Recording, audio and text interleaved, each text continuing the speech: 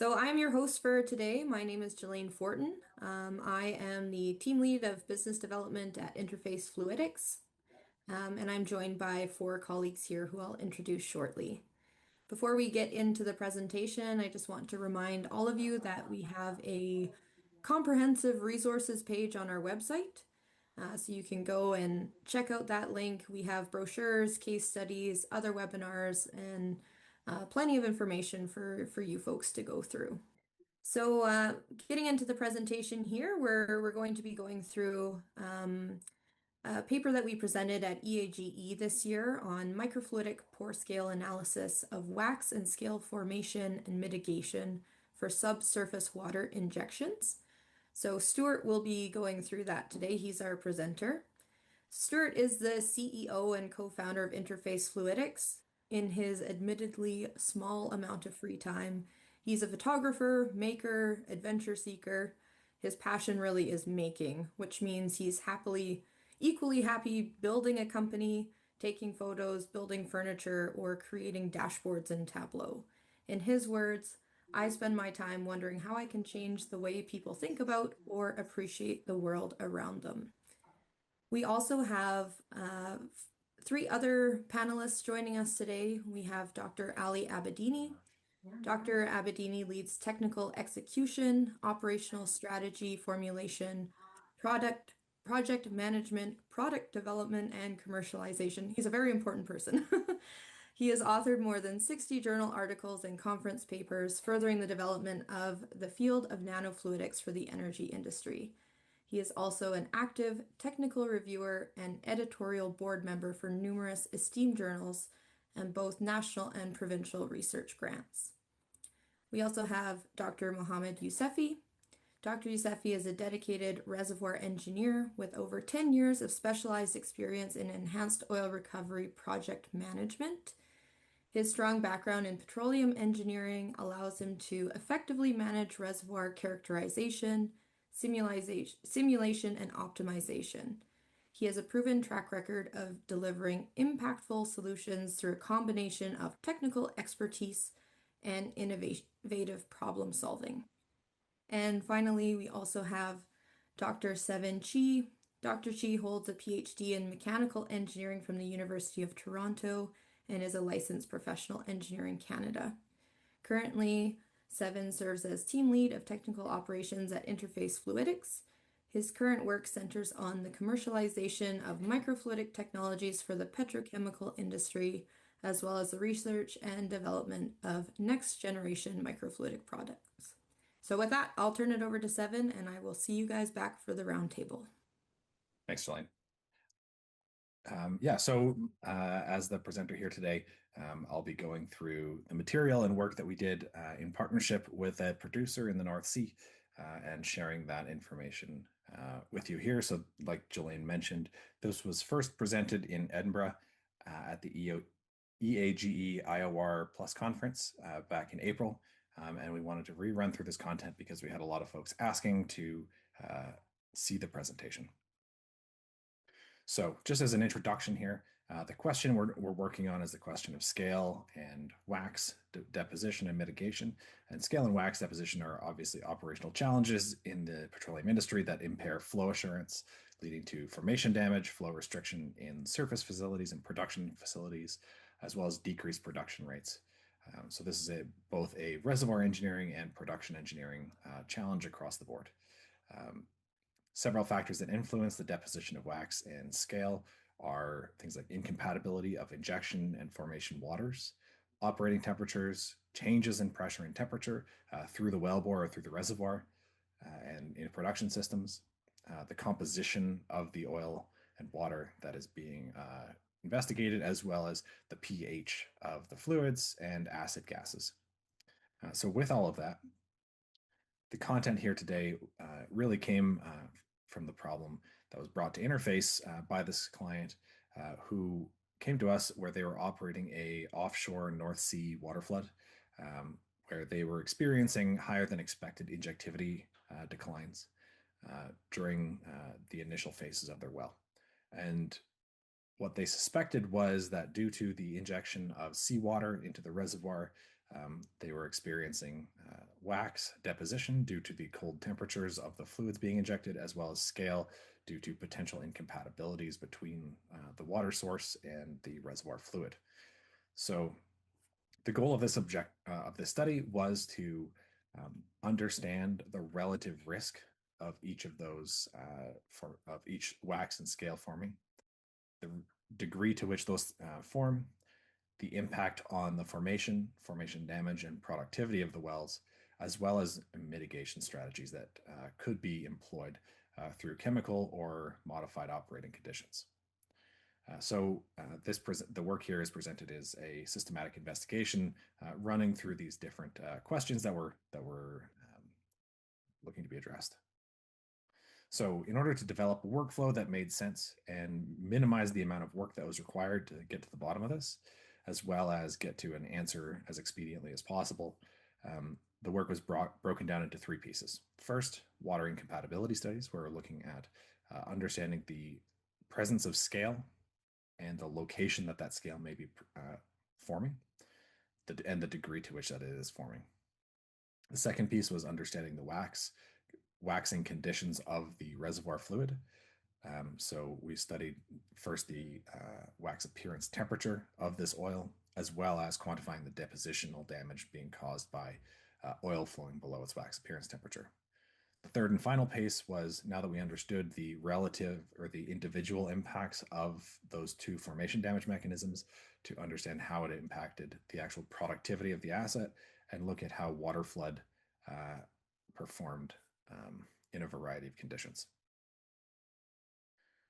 As we set up the process here, so microfluidic experimental setup here, this is obviously a simplified version. This was all done on Interface's Sapphire Lab technology platform, which allows us to run these high pressure, high temperature, or low temperature reservoir analogs. We had two water sources and one oil sample, or three fluids.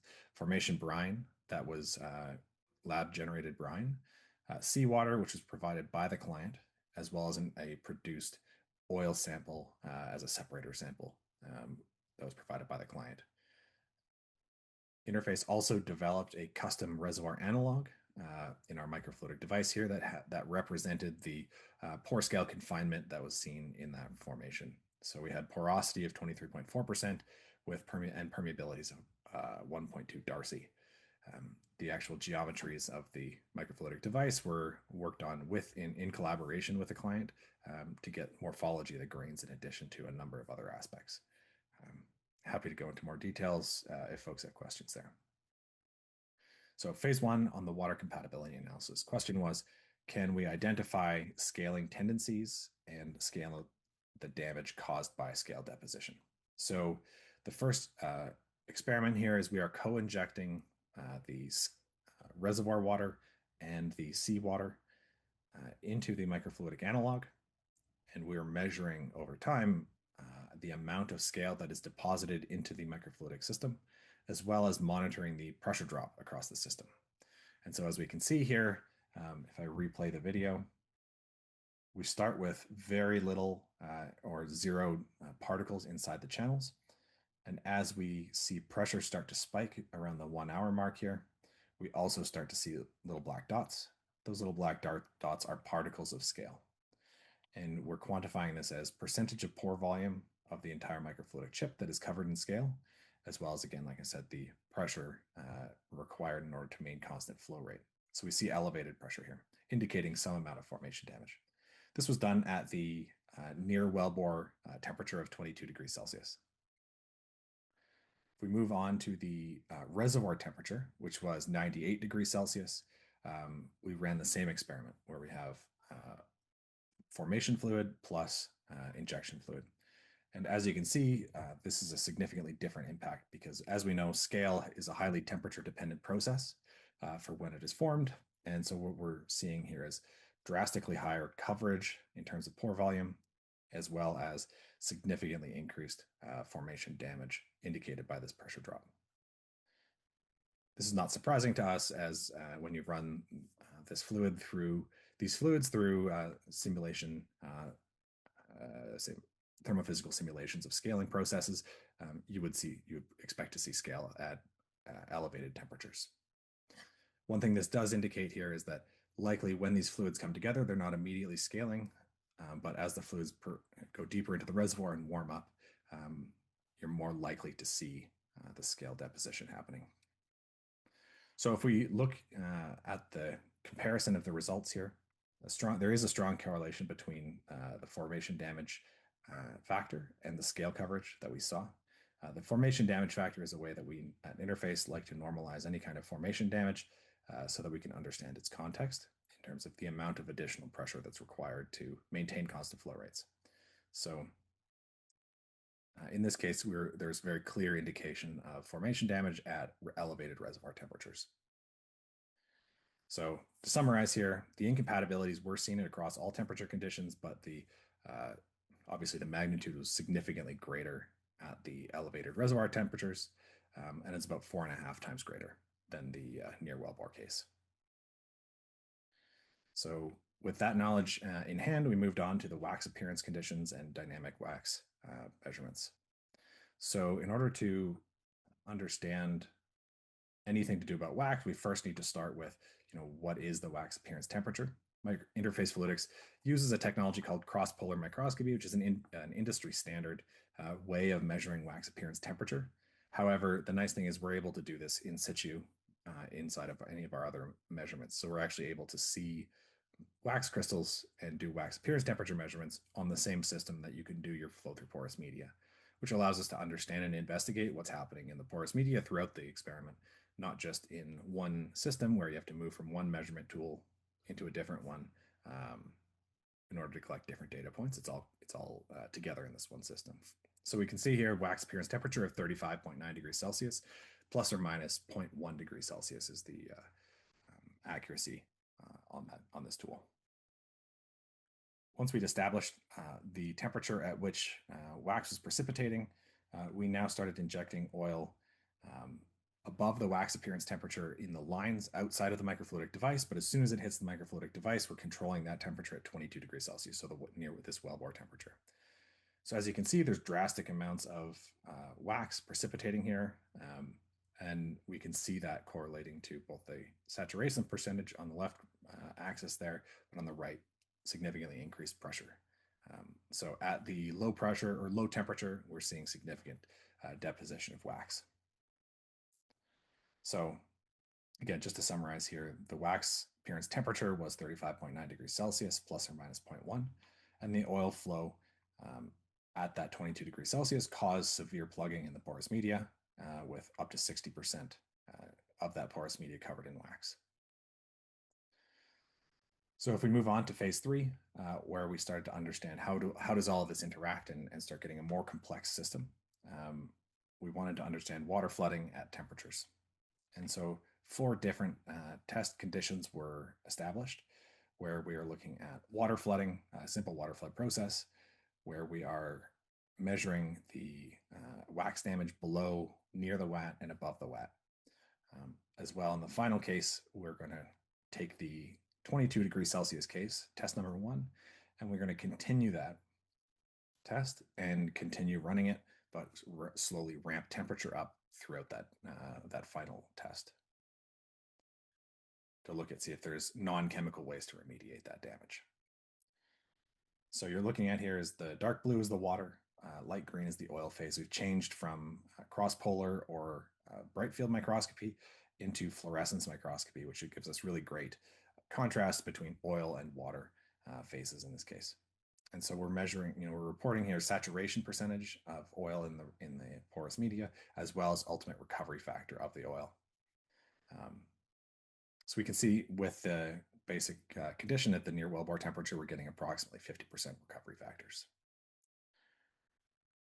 We didn't think it was necessary to include all of the runs in here, but as we increased temperature throughout each run, we can see the biggest change is actually in the early process or the early injection stage, where preventing that initial formation damage allows us to increase recovery factor very, very quickly as a function of the amount of pore volumes of fluid that were injected.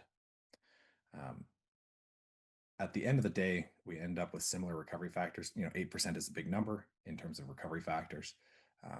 But the real big impact is we're getting about twice as much production after only 2 pore volumes, which is a very, very significant change. When we look at the pressure drops, you can see also the higher the temperature, obviously, the lower that pressure. So we're able to mitigate that both by running these processes at higher temperatures. I mentioned before, the final step in this process was to continue test 1, continue the injection of the water, but start ramping up the temperature of the system.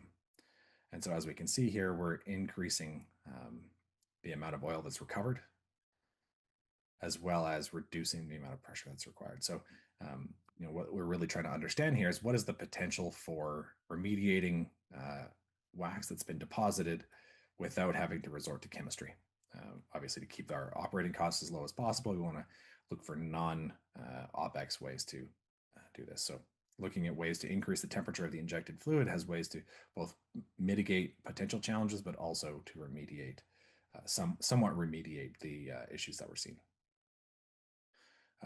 So yeah, starting from, as a summary of this process here, starting from about 2 pore volumes of injection, the below the watt temperatures showed very significant differential pressure, showing this, really pointing a smoking gun at this injectivity challenge that our client was experiencing, with over 150% the amount of pressure required.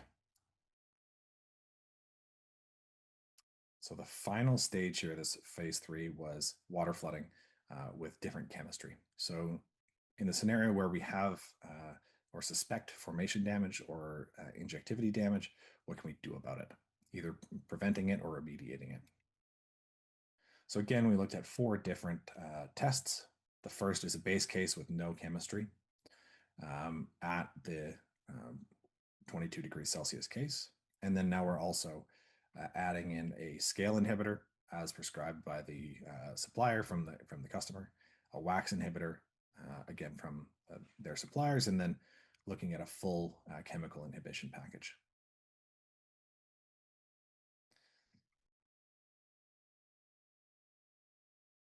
So as we look at this, the results are not, in terms of what it looks like, it's quite a bit different from what we saw before. There's a lot less trapped oil, and we see the increase in the recovery factor here is happening much, much faster. So the green line here is a recovery factor, and you can see we've gone from just over 50% to almost 80%.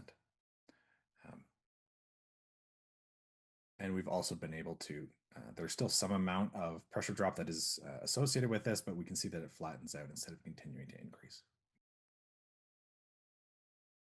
When we look at each scenario with added chemistry, we'll start with the dotted line on the bottom here. So this dotted line is our base case with no chemistry. The scale inhibitor, you can see, is a slight outlier here in that it performed worse initially than with no chemistry. But what we can see here is that whereas the no chemistry case is flatlining, we're still increasing the amount of recovery with the scale inhibitor. When we look at the wax inhibitor, we see a very clear increase in that initial production. And then the really interesting piece here is that the combined effect of the scale and wax inhibitor together did a great job of both of them outperformed their own individual performance by combining them, which is really a good case for, in some cases, a little bit more chemistry goes a lot further than you might expect. When we look at the differential pressures, which is really the question that started all this investigation, which is how do we reduce or mitigate the injectivity losses that we're seeing? Each chemistry significantly increased it, but again, this dramatic reduction in injectivity challenges with a combined chemical suite of chemistry really does have a strong indicator towards you find the right products in the right combination and you get multiplying effects for the dollars that you spend. Now, one thing that folks might not be as familiar with is that interface. We know, in addition to the large scale images that you would have seen before, we also take high resolution, high magnification images of the microfluidic devices throughout the experiments. So what we're looking at here is 4 different chips after the initial or at different stages in the testing process. So before we have a water flood, this is that chip is saturated with oil. So we can see it's nice and clean looking. But as soon as we water flood with no chemistry, these black spots that are highlighted with the red arrows are the particulate that's actually causing the formation damage. We know that that's a combination of wax and scale since there's no chemistry in here. And by adding just the scale inhibitor, we can start to see the change in characteristics of these solids that are precipitated.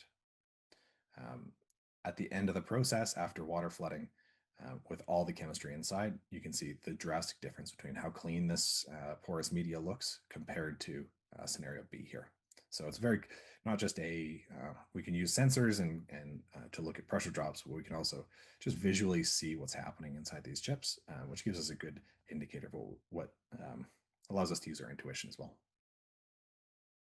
So to summarize the project here, the scale inhibitor improved the injectivity by approximately 22% compared to the control.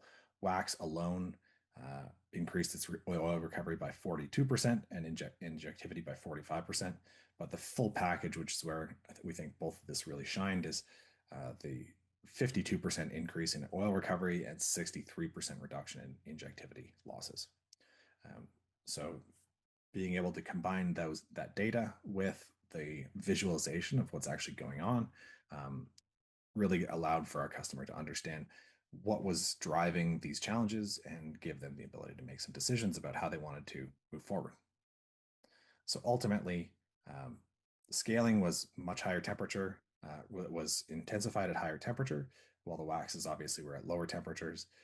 This really does indicate that formation damage and injectivity is not necessarily a localized process, where we would expect that the waxes are causing the issues near wellbore, but the longer you run this process without any scale inhibitors, we're going to see that we start having formation damage deeper and deeper into the reservoir, which is obviously something you desire to avoid.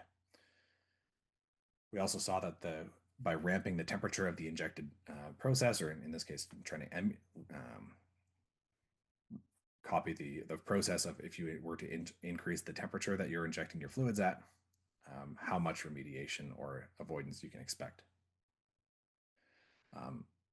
Going forward, looking at future work that would be interesting coming out of this is to look at various pore scale mechanisms that are actually going on. So phase trapping, deposition, solids within the reservoir, as well as understanding how we can use this in not just in reactive situations where we have an issue and we want to deal with it, but how do we prevent these issues in the future? So risk management and really understanding how we can maximize reservoir economics in the future. So with that, I will say thank you very much and turn it back over to Jolene here to host some Q&A with the team. Perfect. Thank you so much, Stuart. So we've had a few great questions come in, so I'll just, we'll go through those questions first from the attendees. The rest of the team here can also turn on their videos. Yeah, absolutely. So once we go through these questions, then we'll open it up to the round table. But simple question to start. What is the initial saturation state of the porous media when you are co-injecting sea and formation water? Maybe one of the folks on the project side could answer that. Yeah, I can reflect on that one. For the first phase that we are looking at the scale issue, so we don't have any oil on the system, so it's just both waters. The chip is saturated with formation water, and then we do the co-injection with equal shares for each of them. But for the last part that we are doing water flooding, the initial saturation comes from the field condition, and it was around 70%, if I'm not mistaken. So first we established the initial condition by saturating the chip with first formation brine, then introducing the oil into the system, establishing the initial condition at 70% oil saturation, and after that we inject the seawater to displace oil.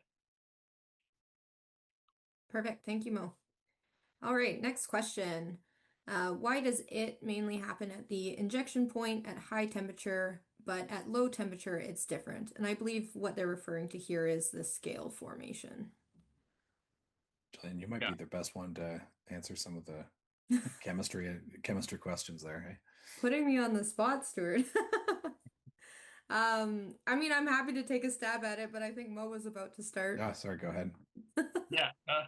It's it shows the different mechanisms for or I can say kinetics of scale formation at different temperatures.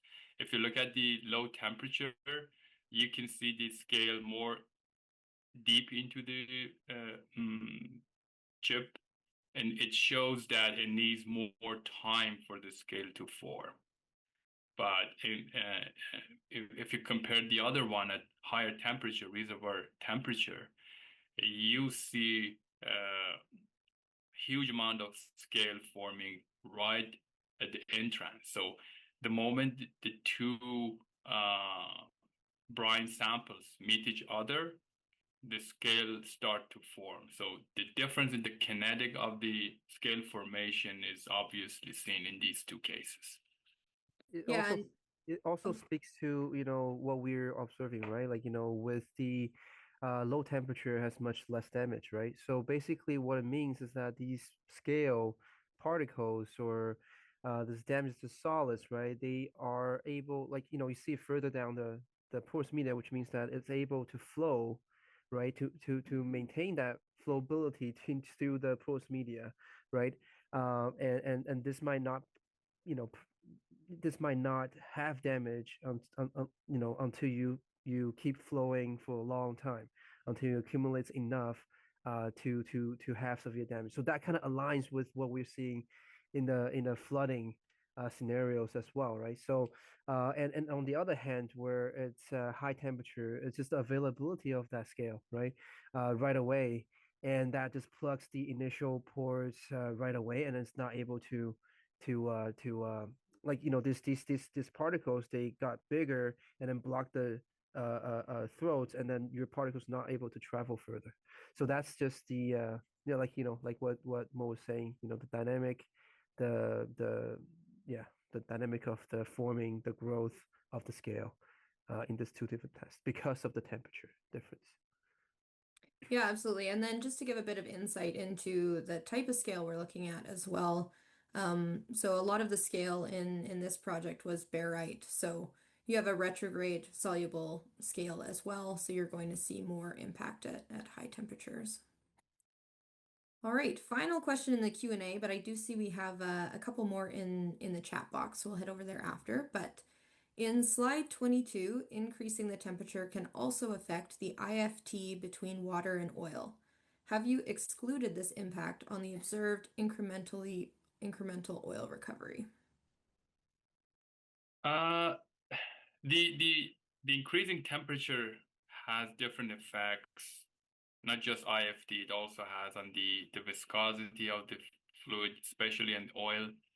So it can definitely change this story. But what we wanted to compare at the end was the final recovery factor.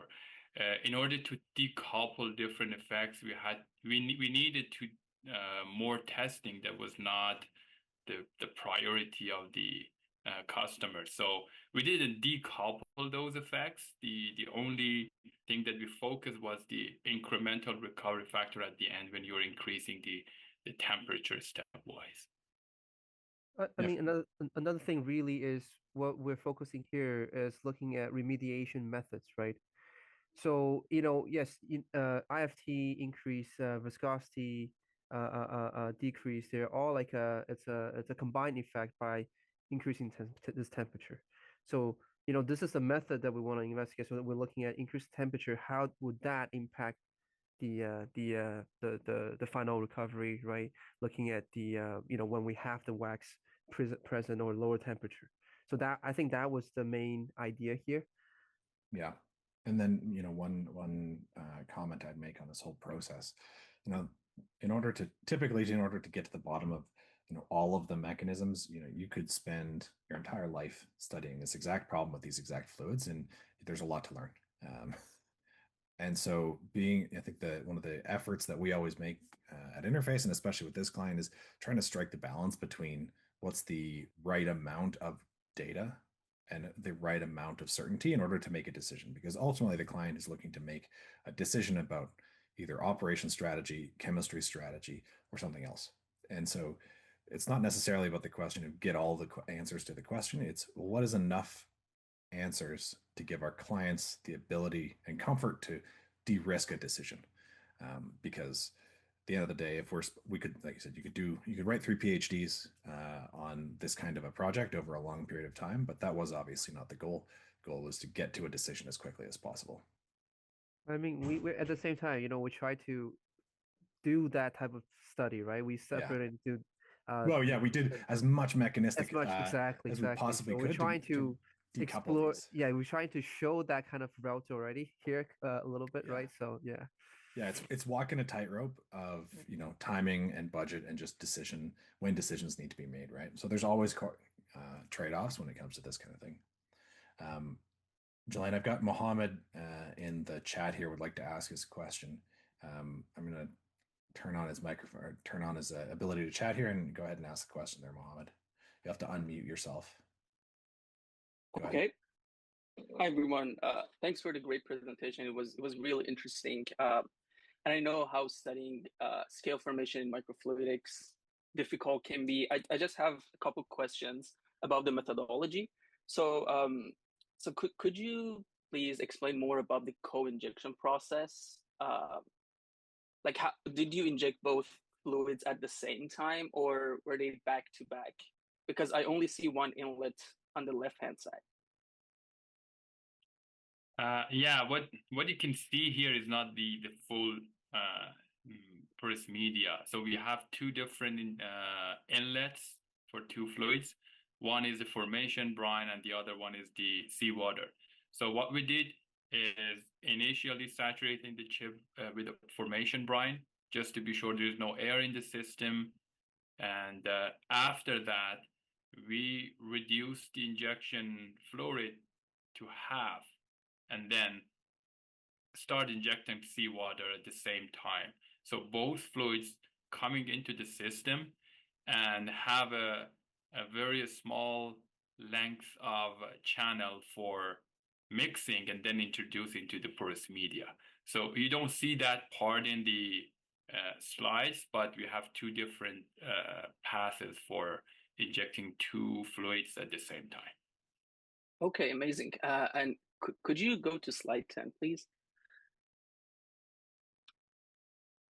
So in this slide, you also injected the same fluid pairs as slide 11, but at a lower temperature, right?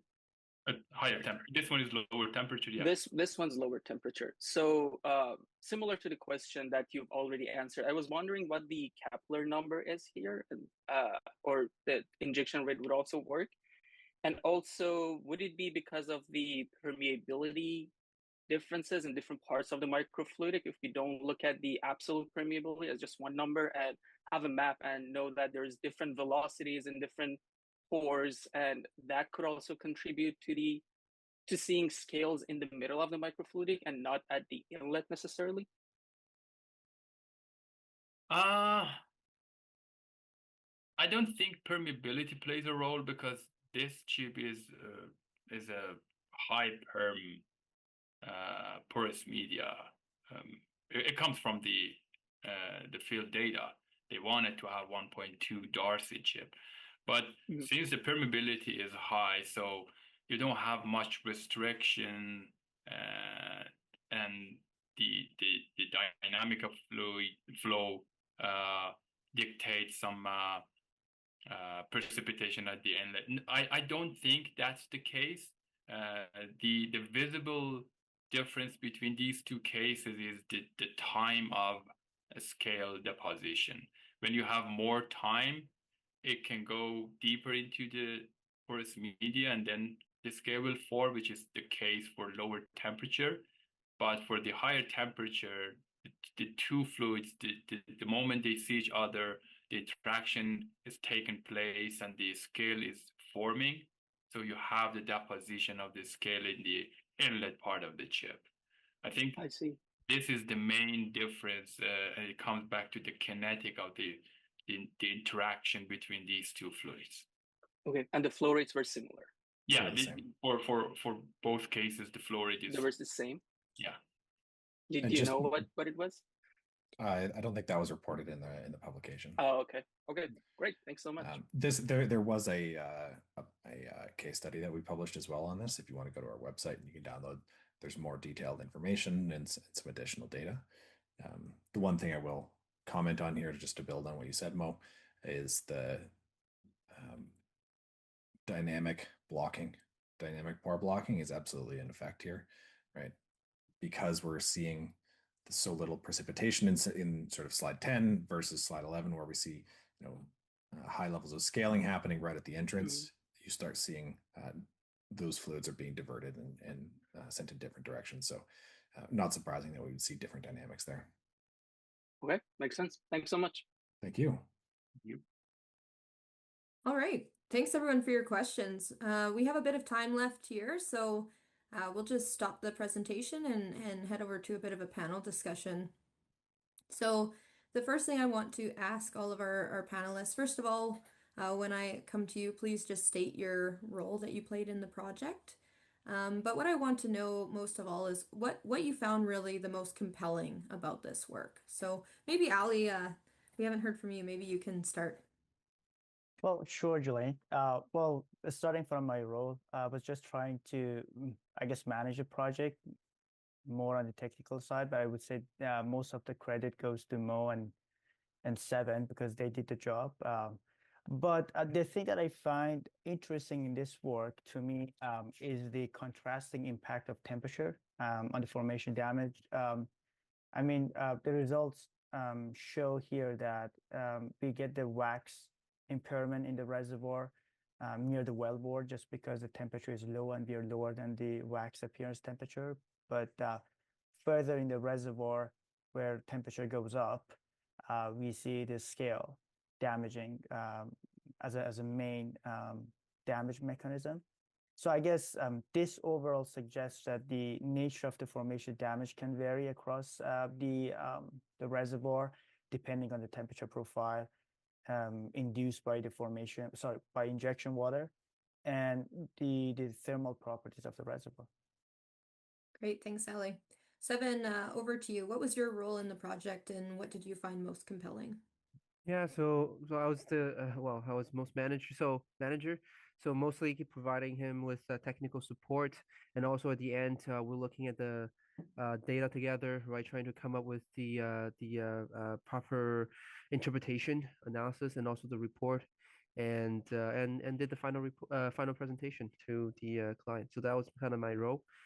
In terms of my, I think the part that I like the most is how it's the process that how we approach the problem that our client had, right? So they came to us with this problem with the cold water injection. They have injectivity issues. I mean, after long hours of discussion, I mean, we together came up with this workflow where we we identify, okay, so probably in this scenario, wax and scale, they're the main issues, right? So we first look at them, we design tests that look at them individually, right? So, water compatibility, look in the scale, and then the wax deposition, look at watts, look at, if we continue to flow the oil, what would the damage look like? So separating the problems. And then afterwards, when we're looking at the real case scenario, when we're looking at the remediation, we're looking at, okay, so how does this, how will this two impact in the actual scenario, like a water flood, right? So we did that, right? And if you look at the in terms of the water flood, we also separate that into individual testings, right? Where we're looking at the temperature effect on the waxed remediation part, mainly focus on remediating wax problem, right? And then we look at the temperature. Well, we kept the temperature low, and then we look at the chemistries, right? And then also individually. So and then with all this individual informations that we can get from these tests, right? So we can picture like a bigger conclusion, like a solution or a recommendation for our client. So that's my favorite part. Great, thanks, Evan. Mo, over to you. Yeah, I was the project engineer in this work. I was running the test and doing the analysis and preparing the report. Of course, I've used Seven's help a lot during this work, but this project was really challenging and yet rewarding for me. I've learned a lot from planning part.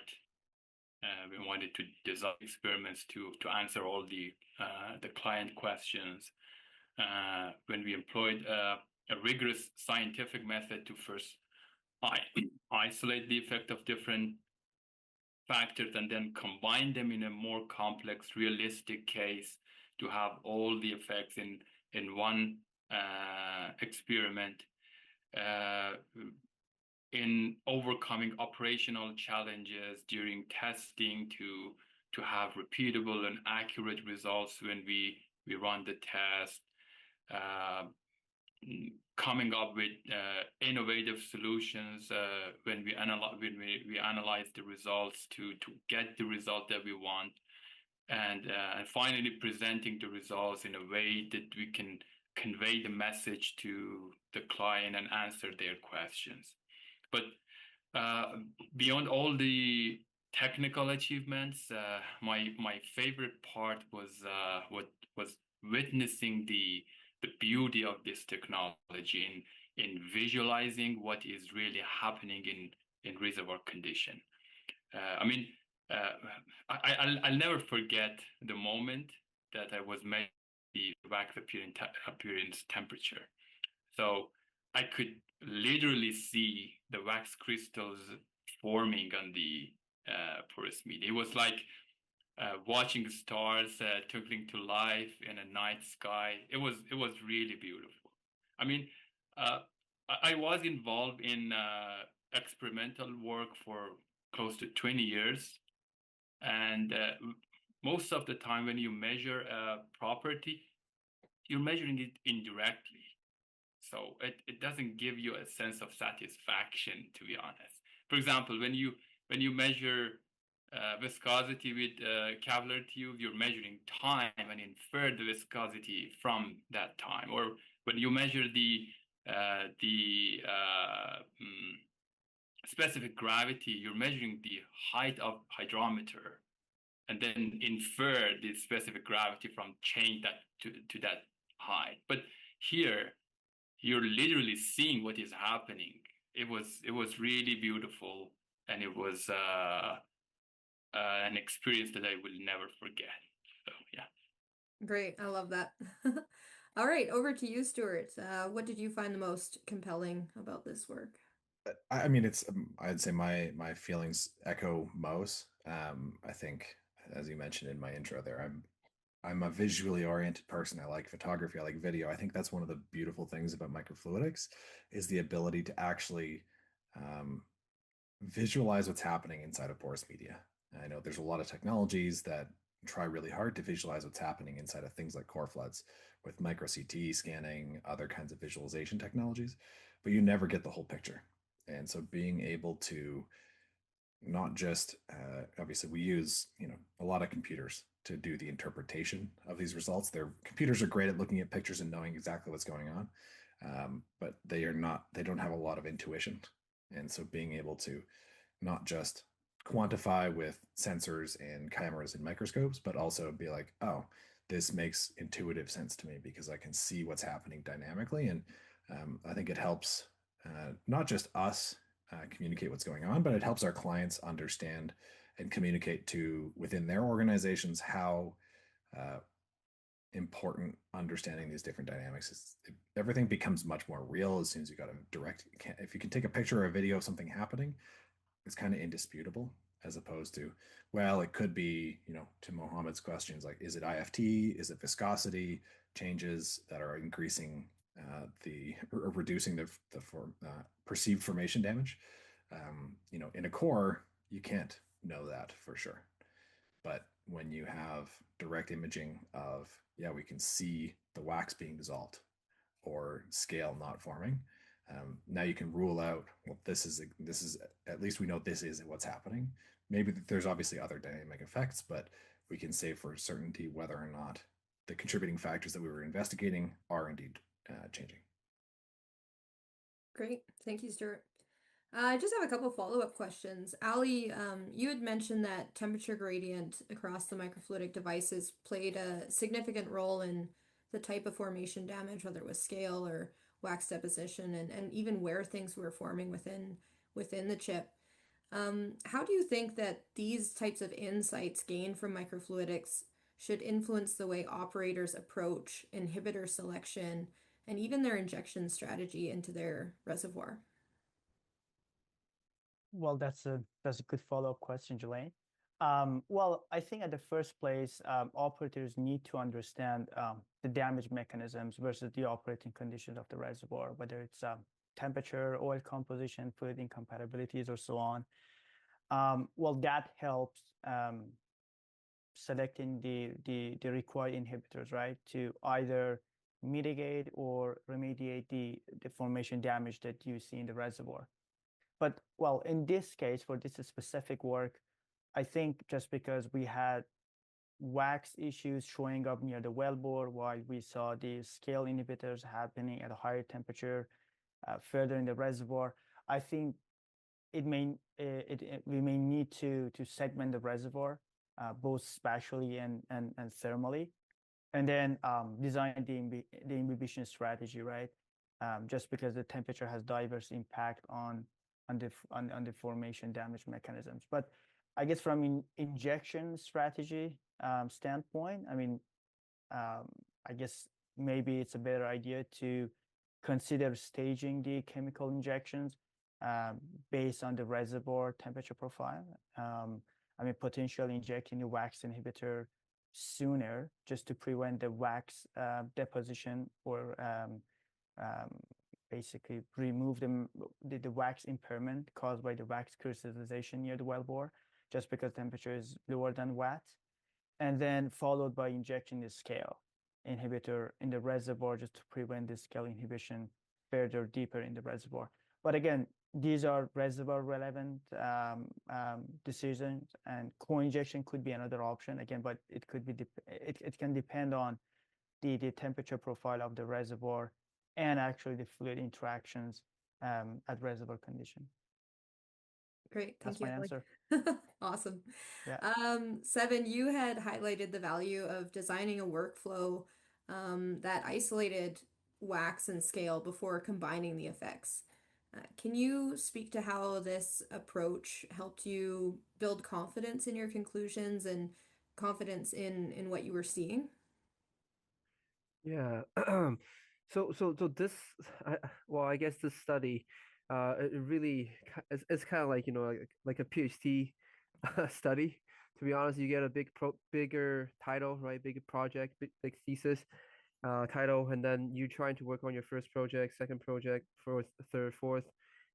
Throughout the way, you're getting more data, you're getting more informed, and then at the same time, you're building that confidence to defend your final thesis, right? So it's very similar to that, except that in this case, it's not as granular. The how we divided it, it's pretty granular, but it's not as detailed as a PhD study, right?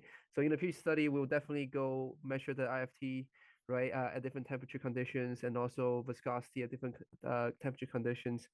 But this is kind of similar to that. So in a commercial work, we're dividing it down into this small steps, and then through this smaller and trying to answer those smaller questions, we build this data set, we build this results, and then we build this confidence towards the final conclusion.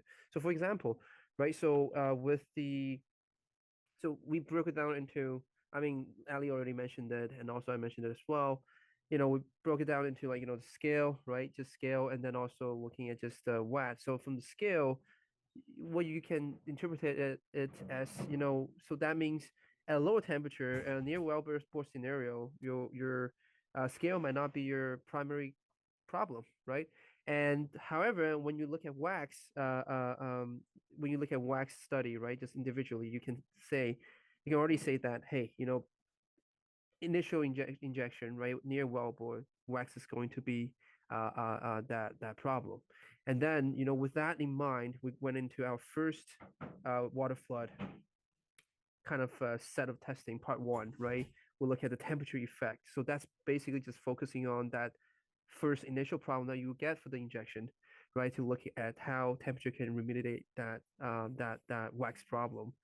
And then afterwards, we build into, okay, so at a deeper, well, if you're at a lower temperature, right, near wellbore, how does this wax and what's the effect of both wax and scale, and how does chemical will impact both of them, and then we separate it down into just wax inhibitor, just scale inhibitor, and then combine them together.